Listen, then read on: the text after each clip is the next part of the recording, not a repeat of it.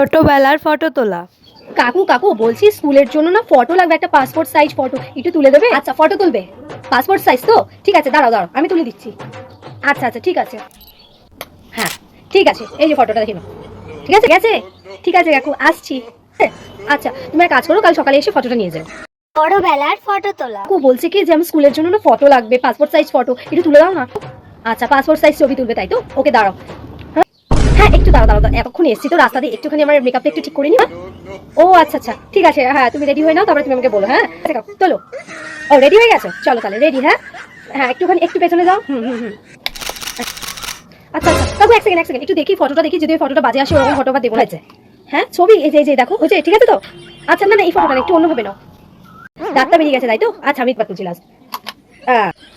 ধীরে দাদু তুমি কি ছবি তোলো, ফোনে তুলে প্রিন্ট আউট করে নিলেই ভালো হতো। হয়নি ছবি, শুধু টাইম গুলো নষ্ট করলো।